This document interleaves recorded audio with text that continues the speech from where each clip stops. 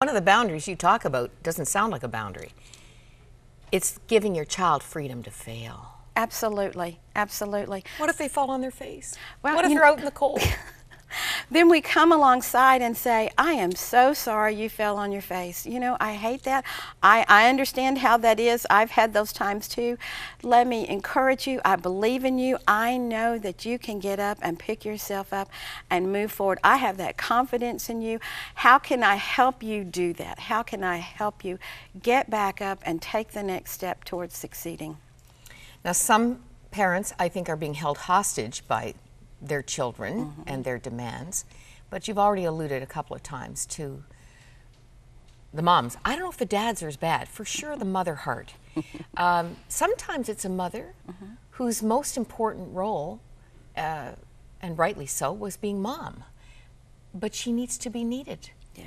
And she doesn't want to give up the caregiving. No. Because that validates her. It's my sense of identity. That's been my identity for all these years, and now if my children don't need me, who am I and how do I fit in the world and what do I do with myself now? And some women struggle with that. And some of us wait for our children to declare that they're ready to move out and step out on their own, and some children do that and some children don't. So parents really need to take the lead in that transition, and it involves having a conversation with your child. Oh, I love this. I love that. You even give us, this is going to encourage you. You give the questions to the conversation content. Right. For those who think, well, you know, how am I going to handle this? What am I going to say? Where do you start? You've given us several roadmaps for that family meeting, or maybe it's one-on-one in some cases. But it needs to happen. The conversations need to happen, the honest talk. And we talked before the program about some of those adult children who are just desperate to be heard. Yes. Not interrupted, not told what they need to know, but actually be heard. Yes. I think one of the most powerful things a parent can do with a child of any age, or in any relationship for that matter, is to listen.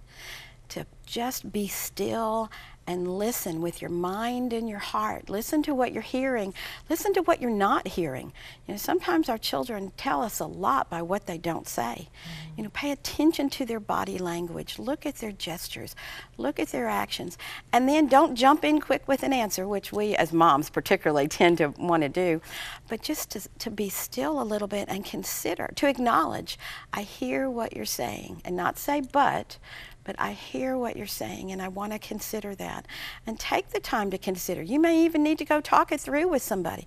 This is what my child is saying. How do I respond to that? How do I absorb that? What is the best thing I need to do? And then to come back to your child and respectfully and honestly have the conversations. This is what you've heard, and this is what I want to share from that.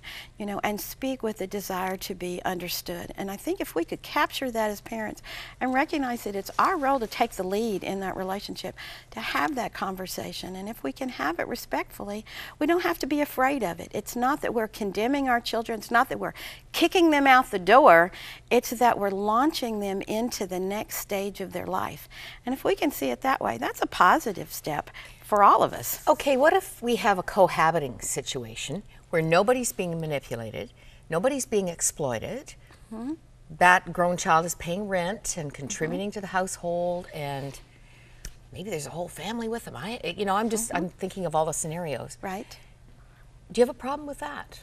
That actually happened in our own family, so no, I don't have a problem with that. Sometimes that's what's necessary. One of my children came back after he finished at the university, before he went on to medical school. And there was a break of time in there, and so he moved back home with us and lived with us. Another one came after he finished school for a while, before he was able to get out on his own. But what was real key was we sat down once again and had that conversation that said, how can we make this work in a way that's good for all of us? We set some parameters, we set some time frames, we were real clear on expectations of what they were going to do. We made sure that they were contributing all they could to their own care, whether it was doing their laundry or helping around the house. paying rent, paying for some of their expenses, whatever they were able to do. But we made sure they were doing all they could to take care of themselves. And once again, our role was to come in and supplement. And when you do that, then I think it can be a very beneficial time for both parents and children. And I know in your book you say for some that might need to be a written contract. Absolutely. Signed. Now, because we have just a minute left, you're a counselor, and some changes we don't choose. Our dear Jim is a good example. Empty nest suddenly full as a result of the loss of a son-in-law. What would you say to those facing unexpected change and transition of any kind right now? And it's just, change is hard. Change is difficult, and no matter how much we plan, life sometimes sends us unexpected blows, right? And I think that's when we need to take that deep breath, ask God to guide us, ask God to speak to us in our minds and our hearts, to understand the situation, and then to have the conversations with our family and draw together as a family. I believe family can be a great team, and say, how do we want to address this situation in a way that's best for both of us? Let's work together in a way that's healthy and supportive. And I think it's so helpful when families love each other and are there to support each other, whether they're under the same roof or not, to offer that encouragement and say, whatever's going on, I'm here, not to run your life, not to take control, but I'm here to come alongside you with my love and support, and with God's help, we can make this time be the best possible time it can be for all of us. And I believe firmly that when families come together and have honesty and respect and love, they can weather whatever storms come along. I was encouraged to be reminded. Psalm 139 says, all the stages of my life were planned. That's God's assurance. And you may need some encouragement today. I just want to remind you that number on the screen connects you to our prayer partners if you just need that boost. Maybe that will bring clarity of thinking and courage for some tough decisions. We've just done a little of the sizzle from secrets to parenting your adult child. Nancy Williams has many practical helps for you, whatever stage you're in. And remember, it's all about strengthening relationships. Nancy, thank you so much for coming to us today. Thank you. Thank you. What a blessing.